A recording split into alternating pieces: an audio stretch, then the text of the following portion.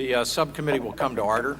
The chair will ask all member staff and everyone to turn electronic devices off or on vibrate. The subcommittee is meeting today to receive testimony regarding the FAA's oversight of on-demand aircraft operators. I will give a brief opening statement, call on Mr. Petri, the ranking member, to make any comments or give a statement, and then we will immediately go to witnesses. I understand everything is subject to change around here, but I understand that we may get votes here right away, so we'll wait and see. I welcome everyone to the subcommittee hearing today on the FAA's oversight of on-demand aircraft operators. On-demand aircraft operators represent a segment of the aviation industry that operates aircraft on a far higher on-demand basis. Their flights include air tours and sightseeing flights, air medical flights, flights for passenger business or personal travel, and helicopter flights to offshore oil rigs.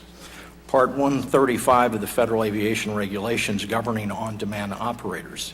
In 2003, the FAA initiated an aviation rulemaking committee to evaluate and make suggestions to update the regulations related to Part 135. The ARC sent 124 recommendations to the FAA in 2005, many of which were related to the on-demand industry. To date, the FAA has not issued any final rules based on the ARC's recommendations. In 2007 and 2008, there were 33 fatal on-demand accidents resulting in 109 deaths. In 2007, due to concerns about the fatal accident rate in the on-demand industry, Chairman Oversight and I requested the Department of Transportation's Inspector General to review the on-demand industry and evaluate the FAA's oversight activities.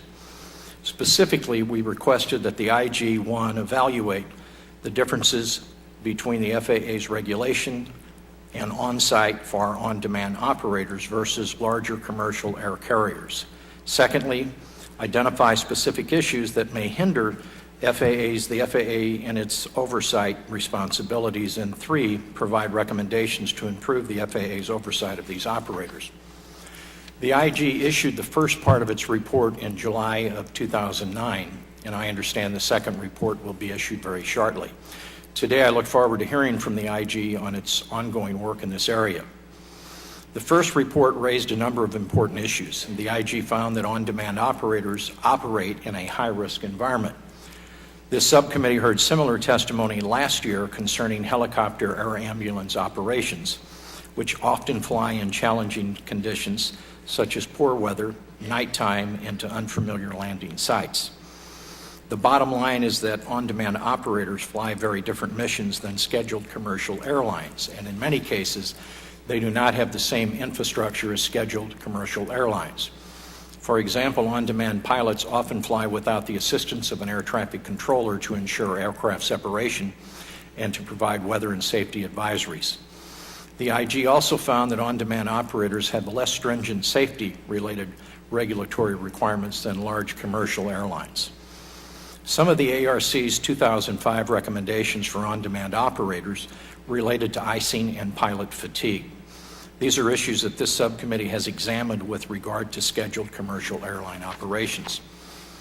The FAA has commenced rulemakings relating to icing for large commercial airlines, although we still are waiting for the FAA to issue several final rules. We need to ensure that the on-demand community is not left out of the process as we go forward. In addition, the report stated that the FAA lacks a risk-based oversight strategy for on-demand operators.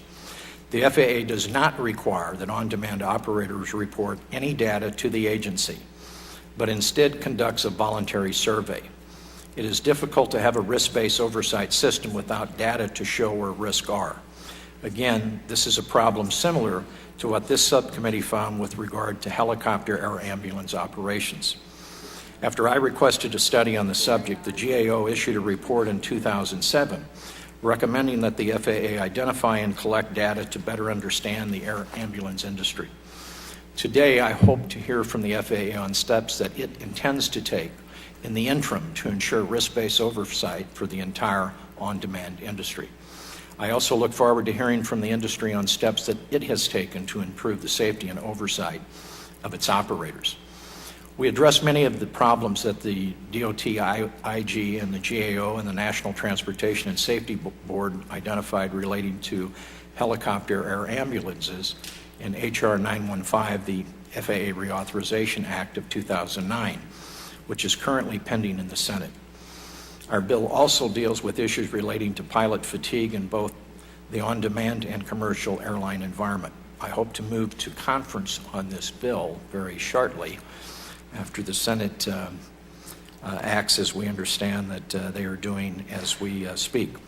Before I recognize Mr. Petri for his opening statement or any remarks, I ask unanimous consent to allow for 2 weeks for all members to revise and extend their remarks and to permit the submission of additional statements and materials by members and witnesses.